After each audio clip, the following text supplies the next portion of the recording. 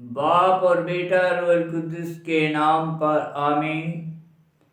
زندہ خداوند کا زندہ کلام۔ تکوین کی کتاب اس کا 2 باب۔ پس آسمان اور زمین اور ان کی کل آراستگی تمام ہوئی، اور خدا نے 7ویں دن اپنے کام سے جو کر چکا فارغ ہوا، اور اس نے 7ویں دن اپنے سب کام سے جو کر چکا آرام کیا۔ اور خدا نے 7ویں دن کو برکت دی اور اسے مقدس ٹھہرایا، اس لیے کہ اس میں خدا اپنے سب کام سے جو بنایا اور خلق کیا تھا فارغ ہوا۔ یہ ہے آسمان اور زمین کا شروع جب وہ ہستی میں لائے گئے۔ باغ عدن۔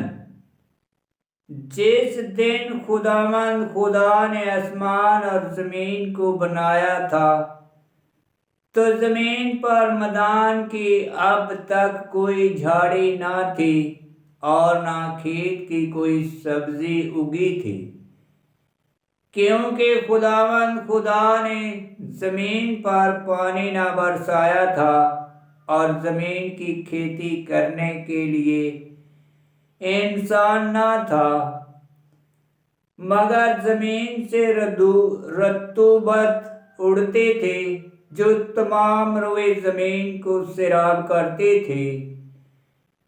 اور خداوند خدا نے زمین کی مٹی سے انسان کو بنایا اور اس کے نتنوں میں زندگی کا دم پھونکا، اور انسان جیتی جان ہوا۔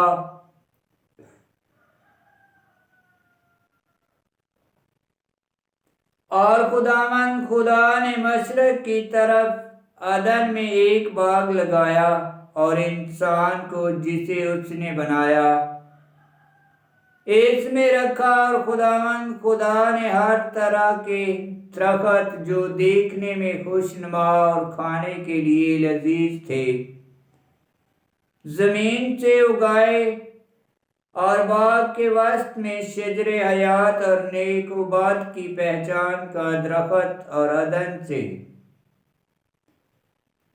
ایک دریا باغ کے سیراب کرنے کو نکلتا تھا اور وہاں سے 4 سروں میں تقسیم ہوتا تھا۔ پہلے کا نام فسیون، جو حویلا کی ساری زمین جہاں سونا ہوتا ہے گھیرتا ہے، اور اس زمین کا سونا امادہ ہے، اور وہاں موکل اور سنگ جزر بھی ہوتے ہیں۔ اور دوسرے دریا کا نام جہون ہے، جو کوش کی ساری زمین کو گھیرتا ہے، اور تیسرے دریا کا نام دجلہ ہے، وہ اشور کے مشرق میں جاتا ہے، اور چوتھا دریائے فرات ہے۔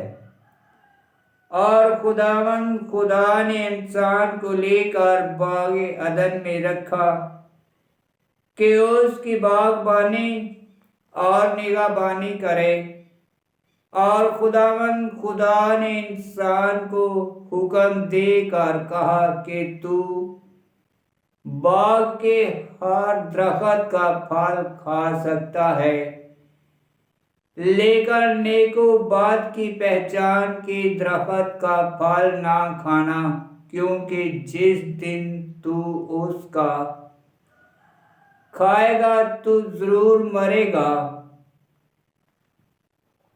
عورت کی تخلیق۔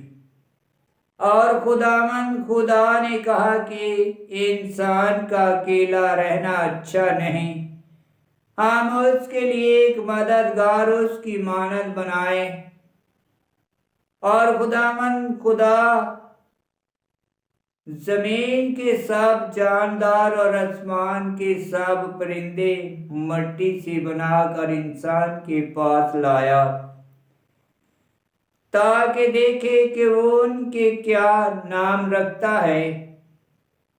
پس آدم نے ہر ایک جاندار کو جو نام دیا وہی اس کا نام ہوا، اور انسان نے سب چرندوں اور آسمان کے سب پرندوں اور زمین کے سب درندوں کا نام رکھا، پر انسان کو اپنی مانند کا کوئی مددگار نہ ملا۔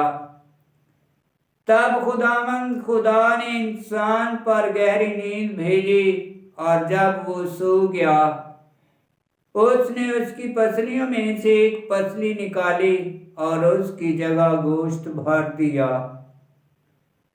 اور خداوند خدا نے اس پسلی سے جو اس نے انسان سے نکالی تھی ایک عورت بنائی اور اسے انسان کے پاس لایا۔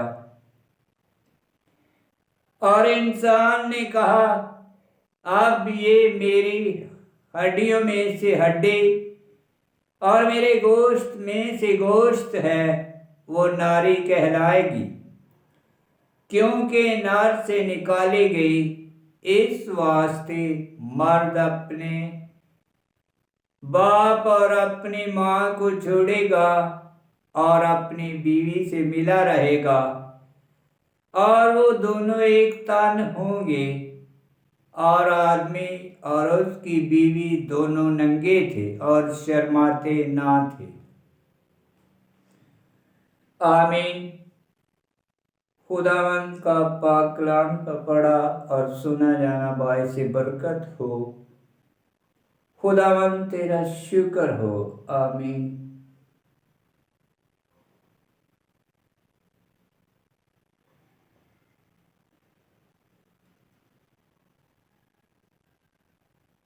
باب 2 کی 4 آیت۔ خداوند خدا کلام مقدس میں الرحیم اور یہوہ سے مراد ایک ہی سچا خدا ہے، جو کائنات خلق کرنے میں الرحیم اور عہد اور نجات کے کاموں میں یہوہ کہلاتا ہے۔ بعد ازاں خدا کے پاک نام کے ادب کی خاطر لفظ ادنائی مفروض ہوا۔ حاشیہ خروج 3 باب 14 آیت میں لکھا ہے،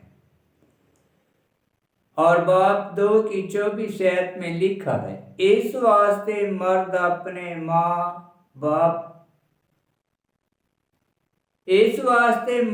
اپنے باپ اور اپنی ماں کو چھوڑے گا اور اپنی بیوی سے ملا رہے گا، اور وہ دونوں ایک تن ہوں گے۔